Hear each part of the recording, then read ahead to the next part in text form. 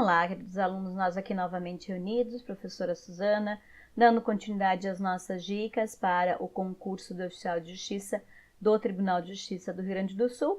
E hoje nós vamos então falar das funções típicas do Poder Judiciário. Vamos entender como que o Judiciário está organizado nas suas funções típicas. No nosso último encontro nós entendemos como ele se estrutura em termos de funções atípicas. Então, hoje, a dica é para as funções típicas. Vamos, então, ver o nosso organograma e entender qual é a diferença dessas duas estruturas quando estamos falando de funções típicas e funções atípicas.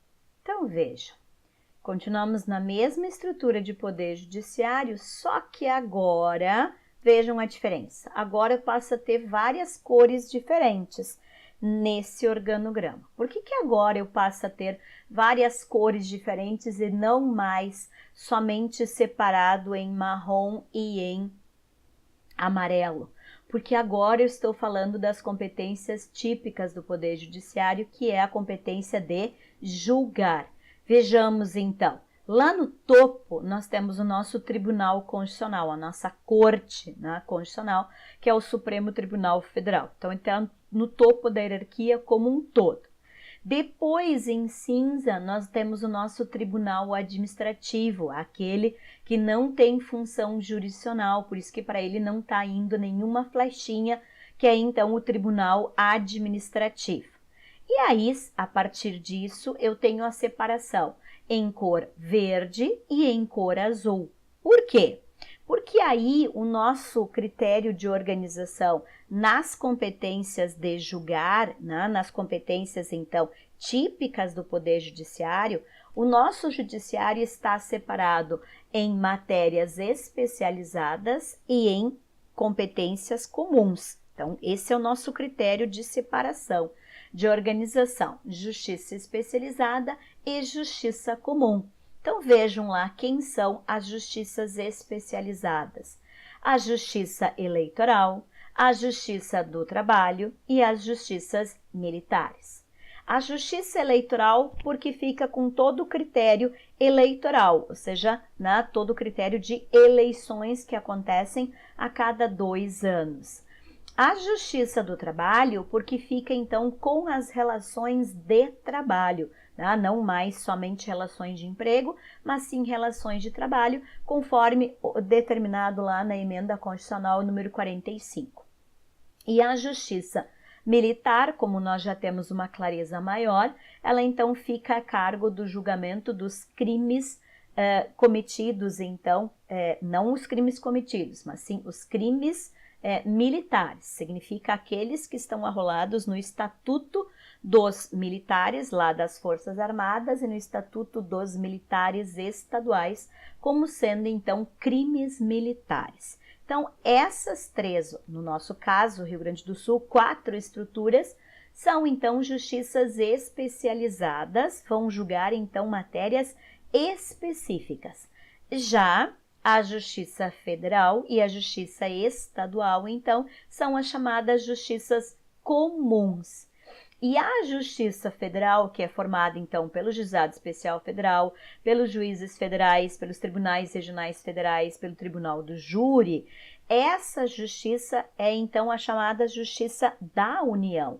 Por que a Justiça da União? Porque ela julga as causas, tanto faz se elas forem cíveis, previdenciárias, criminais, administrativas, tudo que envolve a União e as suas entidades, exceto as sociedades de economia mista. Então, Banco do Brasil, Petrobras, né, essas aí que são sociedades de economia mista, já que tem dinheiro privado, capital privado, elas não vão para a Justiça Federal, elas vêm para a Justiça Estadual. No restante, tudo que envolver, então, a União e suas entidades da administração indireta é, então, a chamada Justiça da União, por isso vai para a Justiça Federal, que é uma justiça comum. O restante, então, né, vai para a Justiça Estadual. Por que o restante? Porque a Justiça Estadual é considerada a justiça comum residual. ela não tem nenhum artigo da Constituição Federal em específico que vai elencar as suas competências. Nós temos artigo específico da Justiça Eleitoral, temos artigo específico da Justiça do Trabalho, temos artigo específico da Justiça Militar, temos artigo específico da Justiça Federal, mas não temos nenhum artigo em específico da Justiça Estadual. Por quê? Porque ela é considerada a justiça comum residual. Então, tudo que não for de competência das demais justiças, nem especializada e nem comum, vem para a justiça estadual, tá? E por isso, então, que esses critérios em termos de competências de justiça estadual, nós vamos estudar e identificar dentro da Constituição do Estado e não dentro da Constituição Federal. Por isso que sempre quando a gente estuda Poder Judiciário, a gente tem que fazer paralelo de Constituição Federal com Constituição Estadual. Espero que tenham gostado da dica de hoje, que é entender a diferenciação da organização do Poder Judiciário em termos de competências, né? Então, hoje nós trabalhamos competência típica do Poder Judiciário, entendemos a estrutura do Poder Judiciário na sua função típica, que ela está, então, estruturada entre a diferença de justiça especializada e justiça comum, para entender a diferenciação das cores, né, dentro do nosso organograma e as suas atribuições. E só para finalizar aqui, sempre que a gente fala de justiça especializada ou justiça comum, ou seja, estamos falando das funções típicas, a gente está falando de regras processuais e por isso a gente está falando de instâncias, né? Então, por isso que vai aparecer nas questões de prova a diferença lá de grau, né, e de instância, porque instância é o critério de função típica e grau é, então, o critério de função atípica.